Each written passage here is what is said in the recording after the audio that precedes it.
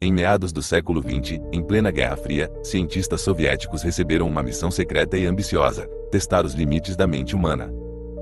A crença de que o sono era uma fraqueza biológica os levou a conceber um experimento sem precedentes. Para isso, escolheram 5 prisioneiros de guerra, condenados ao esquecimento. A proposta era simples e aterrorizante.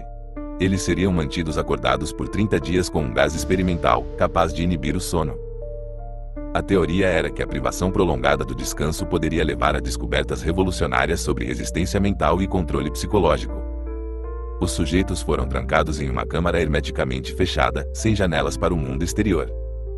A única luz vinha de pequenas lâmpadas embutidas no teto, piscando fracamente. O ambiente era monitorado por microfones espalhados por toda a sala e uma pequena janela de vidro reforçado, através da qual os cientistas podiam observá-los sem interagir diretamente. Havia comida suficiente para um mês, camas sem lençóis, uma latrina rudimentar e uma pilha de livros. Nenhum entretenimento, nenhuma música, apenas o som do gás circulando e o silêncio inquietante dos prisioneiros. Eles apenas precisavam ficar acordados. Nada mais. Mas o que poderia dar errado? Nos primeiros 5 dias, tudo parecia dentro do esperado. Os prisioneiros conversavam entre si, compartilhavam histórias e, ocasionalmente, sussurravam para os microfones, tentando ganhar a simpatia dos cientistas. Algumas piadas eram trocadas, algumas discussões acaloradas surgiam, mas nada fora do normal. No entanto, lentamente, suas conversas começaram a mudar. O tom ficou mais seco, mais ríspido. Pequenos atritos se tornaram discussões prolongadas e, no terceiro dia, as primeiras manifestações de paranoia começaram a surgir. Eles cochichavam entre si, olhando para os cantos da câmara, como se estivessem vendo algo que os cientistas não podiam ver. Sussurros crescentes, olhares desconfiados, longos períodos de silêncio. No 5º dia, algo aconteceu. As vozes diminuíram a um murmúrio quase inaudível. Eles pararam de interagir e passaram a observar, fixamente, a pequena janela da câmara. Nenhum deles piscava. Apenas olhavam. Para os cientistas, aquilo era um mau presságio. Na marca do 9º dia, a perturbação mental dos prisioneiros já era evidente. Um deles, sem qualquer aviso, começou a gritar ininterruptamente por hora a fio. Gritava tanto que sua voz falhou, até restar apenas um som rouco e chiado. Mas o mais assustador foi a reação dos outros. Eles simplesmente ignoraram. Nenhum deles parecia sequer notar os gritos desesperados do companheiro. Em seguida, outro prisioneiro começou a agir de maneira ainda mais estranha. Ele rasgou cada página dos livros disponíveis e as colou no vidro da câmara, bloqueando completamente a visão dos cientistas. Mas o que era para ser apenas papel grudado parecia estar encharcado de algo mais. Algo vermelho, espesso. Sangue. O cheiro metálico tomou conta do ambiente, escapando por cada fresta da câmara.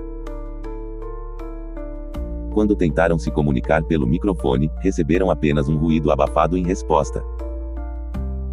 O silêncio se prolongou por 3 longos dias. Nenhum som, nenhuma palavra.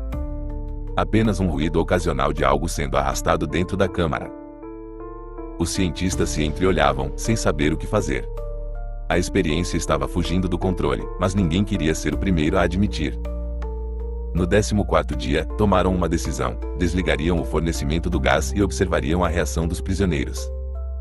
Ao cortar o fluxo, esperavam pânico, súplicas para sair, talvez um colapso completo. Mas não houve pânico. Não houve pedidos. Apenas uma frase, dita em um tom baixo e frio: nós não queremos dormir. Aquilo foi o suficiente para fazer a espinha dos cientistas gelar. Quando finalmente abriram a câmara, os cientistas foram tomados por um horror indescritível. Apenas 4 dos 5 prisioneiros permaneciam vivos, mas estavam longe de serem humanos comuns. Seus corpos estavam cobertos de feridas abertas, algumas tão profundas que ossos e órgãos internos eram visíveis. Mas eles não estavam assustados. Pelo contrário. Eles sorriam. A pele de seus dedos estava desgastada até os ossos, como se tivessem sido usados para cavar ou rasgar algo incessantemente.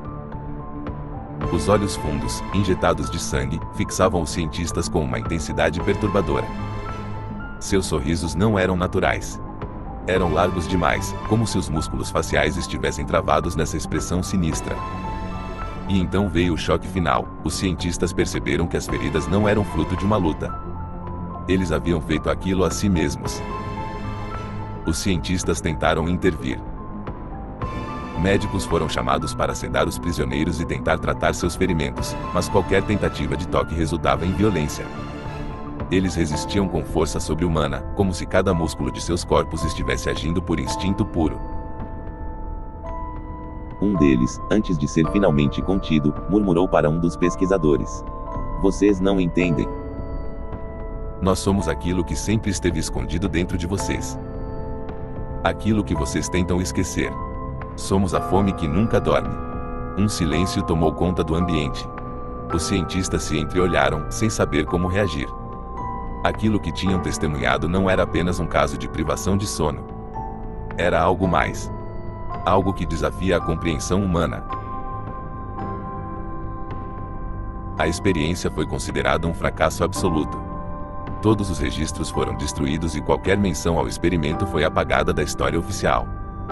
Mas há rumores. Rumores de que alguns dos cientistas responsáveis desapareceram misteriosamente logo depois. Rumores de que, em noites silenciosas, quando o vento sopra pelas janelas, é possível ouvir sussurros, vozes vindas de um tempo esquecido. Os prisioneiros foram eliminados. O laboratório foi lacrado. Mas algo permaneceu.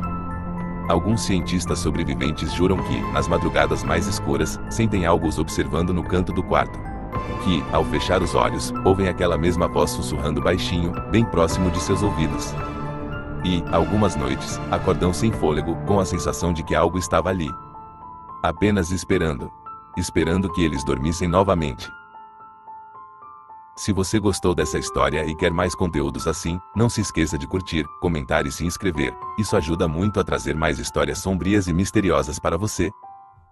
Compartilhe com seus amigos e veja o que eles acham dessa história assustadora.